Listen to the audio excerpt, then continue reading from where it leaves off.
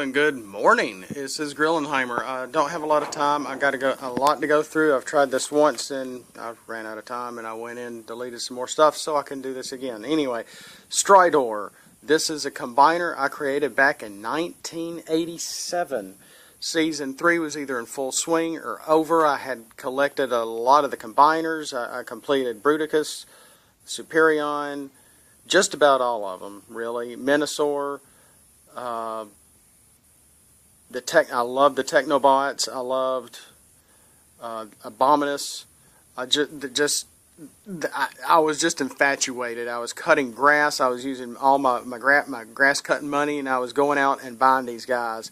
Back then, the limbs were only maybe $5 or $4 to $7. The middle guy was like $10 back then. That's how much they were. That's how cheap they were.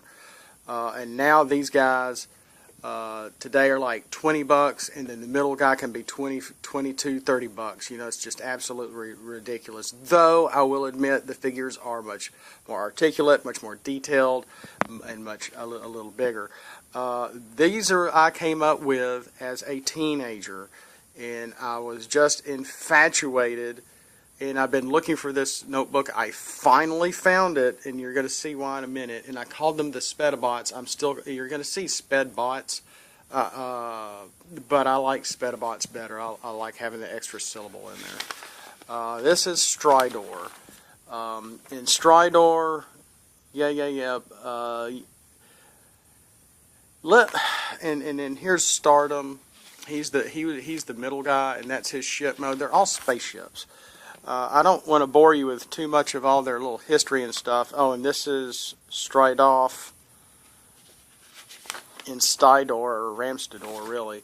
Let me read the history real quick. The Spedabots were made by Perceptor and Rodimus Prime in the year 2016. So, this is 1987. The movie that came out the year before was based in 2005. So this is about 11 years later. So I have gone into the future of the Transformers, where Rodimus and Perceptor, I'm talking real fast, create them. After a big explosion, the Spedabots find themselves in a war with the Autobots and Decepticons that they were unaware of. They went back in time, and they were stuck in robot mode. Okay. And I had started a little comic, which is just terrible. I'm not even going to show that. In the year 2005, Unicron destroys nearly half the planet, and he freed the Spedabots, but damaging them in the fist, except Speared. And we'll get to Speared in a second. Rodimus Prime's finding of the Spedabots after the Great War were remarkable. What he didn't know, he had made them in the future.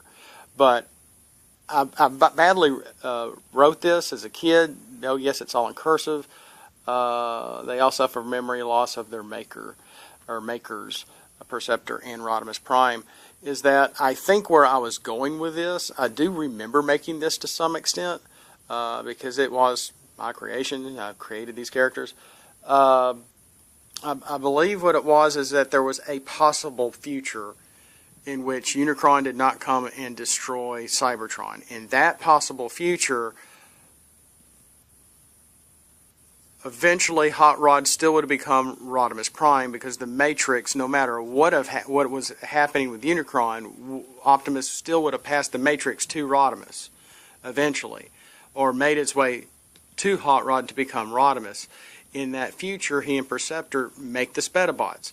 The Spedabots go back in time by accident and are frozen inside Cybertron, which in 2005, in the timeline we know of, Unicron is ripping the planet up, witnessing its dismemberment, making us think maybe it transformed into a robot itself, though we didn't really learn that until the comics, which is completely separate anything. Anyway, thus releasing the Spedabots and Rodimus finding them after the Great War. So I think there's kind of a parallel timeline going on here, which makes a lot more sense, which kind of fixes the paradox. So in a way, there wants to be a paradox, but I don't think there is. I know that's confusing, kind of like an alternate possible reality. But then, if Rodimus doesn't create them in the future, how are they created if they weren't created? Which that's why I'm saying it's an alternate timeline that they got thrown into. And if I had ever had the time to really write that, I probably would have written parts of it to where they would have known. And I wrote 1903 in Earth years, but you know we play around with it, we do whatever. You know, he's one of the slowest. The middle bot is one of the slowest. Can only go Mach 2.5. Yes, only Mach 2.5. That is Stardom. Absorb energy in his back from the two rods mounted on his back, shoots it out of his spears on the sides. Every Spedabot has spears, whether it's only 2 or 4. Speared has the most. He has 6, I believe. And Stardom actually had an ability where he could see into the future. He used to be able to see 3 days into the future, except after being crushed by Unicron, he can only now see 3 days into the future. So reading that old history, I thought, and here's the first card. It's not the first card I did, though. When you transform to ship mode, draw a card when flipped. When attacking, search your scrap pile for an upgrade. I got to put 2 different little dots there, which I haven't ever seen that done. I made him a 6-star. Well, there we go, sorry. A 6-star card. Ramstador is 4. Blimpus is 4. Spirit is 5. And I'm probably going to make Stridoff a, see, 5, 6, 4. That's 19. I'm probably going to make Stridoff a 5. So that'll give you 1 extra star to be able to have a star battle card in there if we want to. If I want to. And what I really thought with his futuristic ability, that when Stardom is KO'd, draw 2 cards and then plan 3.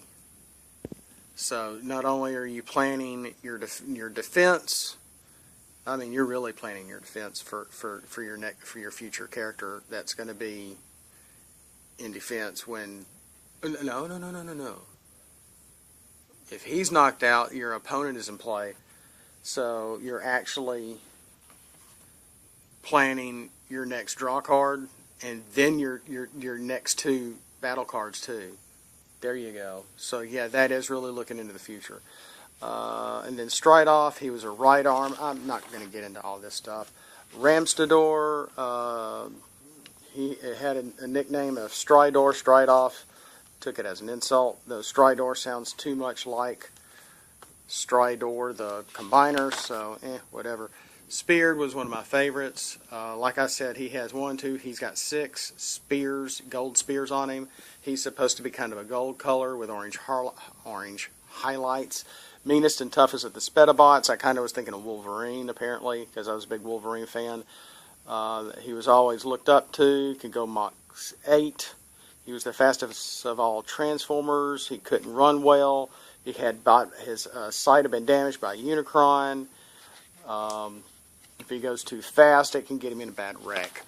Blimpus was a favorite, and he was the one that I could remember. Oh, in their Speared, I was trying to put him into an action pose. I can't draw very well.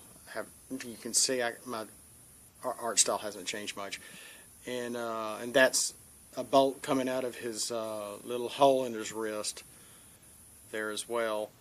You can see all his 6 spears, his samurai-looking helmet, etc. I haven't written anything for him yet, though. And here's Blimpus's card. He was the first one I did based on memory because I couldn't find this notebook yet. And I made him a Sluggard Scout. When you transform to ship mode, scrap an enemy melee upgrade. So that's pretty specific. If he attacks, transform into alt mode.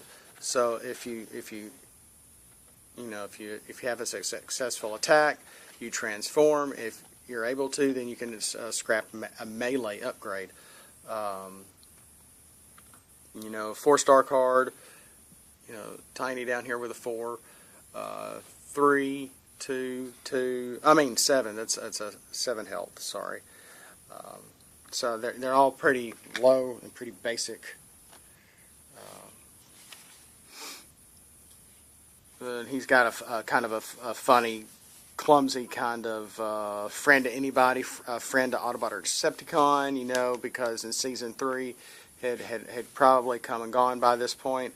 How Octane was always flipping sides, and how Sandstorm was a good friend to Octane. And let's stop right there.